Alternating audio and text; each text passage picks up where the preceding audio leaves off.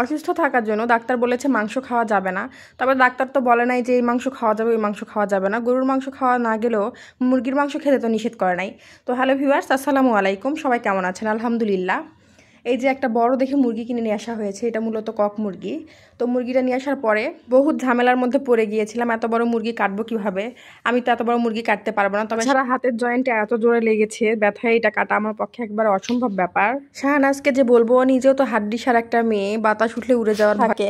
তবে আমাকে ভুল প্রমাণিত করে সে নিজেই বহুত কষ্ট করে মুরগিটা কেটেছে। আলহামদুলিল্লাহ, মুরগিটা কাটার পরে সুন্দরভাবে পরিষ্কার করে নিয়েছি। চামড়া সহ যেহেতু রান্না করবো, আর বাসাতে সবাই চামড়া সহ মুরগির মাংস খেতে বেশি পছন্দ করে, সেজন্য মুরগিটাকে চামড়া সহ পুড়ে নিয়েছিলাম সুন্দরভাবে। সবকিছু মশলাপাতি দিয়ে মেখে উঠিয়ে দিয়েছি। তো প্রথমে ভাবলাম কড়াইয়ে রান্না করবো, পরে চিন্তা করলাম যেহেতু মুরগিটা অনেক বড় ছিল, তার মধ্যে মুরগিটার পেটের মধ্যে অনেক ডিম ছিল, ডিমালা মুরগি খেতে কিন্তু অনেক মজা লাগে, পেটের মধ্যে একটা গোটা ডিমও পাওয়া গিয়েছে।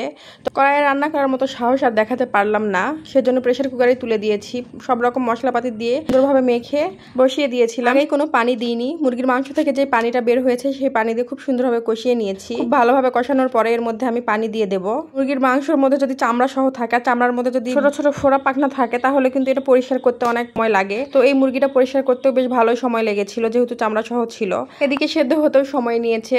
আর তার মধ্যে আমার শাশুড়ির ক্ষুধা লেগেছে, বারবার বলছে ক্ষুধা লেগেছে ক্ষুধা লেগেছে। আমি প্রায় লক্ষ্য করে দেখেছি, যেদিন বাড়িতে আমার রান্নাবাড়ি দেরি হয়, অন্যান্য কাজকর্মে দেরি হয়, সেদিন বাড়ি চুক্তি সবার ক্ষুধায় একবার অস্থির হয়ে যায়।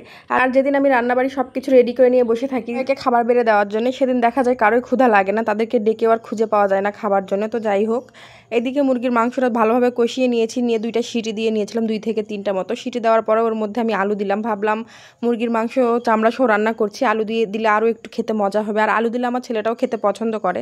তো খুব ভালোভাবে আলু দিয়ে আবারও কষিয়ে নিলাম। কষিয়ে নেওয়ার পরে ঝোলের পানি দিয়ে দিয়েছি। পানি দেওয়ার পরে সব শেষে আমি দিয়ে দিলাম মুরগির পেটের ভেতরে যে ডিমটা ছিল সেই ডিমটা। আগে নানির মুখে শুনেছি যে মুরগির পেটের ডিম নাকি খেতে হয় না। নানি বলা যে তোরা বাচ্চা মানুষ, তোদের মুরগির পেটের ভেতরে ডিম খাওয়ার দরকার নেই। আমরা যেহেতু বয়স্ক মানুষ, আমরাই মুরগির পেটের ডিমটা খাবো। বুঝতাম না কেন বলতো। তবে মুরগির পেটের ভেতরে যে ডিমটা থাকে সেটা কিন্তু মুরগির মাংসের সঙ্গে রান্না করার পরে খেতে কিন্তু অনেক মজা লাগে। এই যে এদিকে আলু দিয়ে আবারও 2টা সিটি দিয়ে দিলাম, দিয়ে সুন্দরভাবে একটু জাল করে নিয়েছি। নেওয়ার পরে যতটুকু ঝোল রাখবো ঠিক সেই পরিমাণে ঝোল যখন শুকিয়ে এসেছে, তখন জিরা ভেজে গুঁড়ো করে এর মধ্যে দিয়ে দিলাম।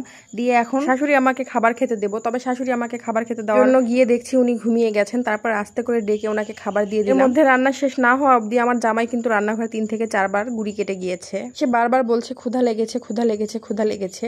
শেষে বিরক্ত হয়ে বললাম যে একটু দেরি করো, অন্যান্য দিন তো খাবার রান্না হলে খাও না, আজকে রান্না হয় না দেখে এত তাড়াহুড়া করছো। তাকে বলছি আর তার প্লেটে খাবার বাড়ছি রান্নাঘরের মধ্যে, কেননা এই 2 বান্দা যতক্ষণ খায়নি ততক্ষণ অব্দি আমাদের মাথা খাবে। তো যাই হোক, এভাবে আর কার কার বাসায় এরকম ঝামেলা হয় রান্নাবাড়ি নিয়ে অবশ্যই কমেন্টসের মাধ্যমে জানাবেন। আর বড় মুরগি নিয়ে আসলে কে কে কাটতে এরকম বিরক্ত বোধ করেন, কার কার বাসায় ঝামেলা হয় অবশ্যই জানাবেন কমেন্টস। তো সবাই ভালো থাকবেন, আল্লাহ হাফেজ।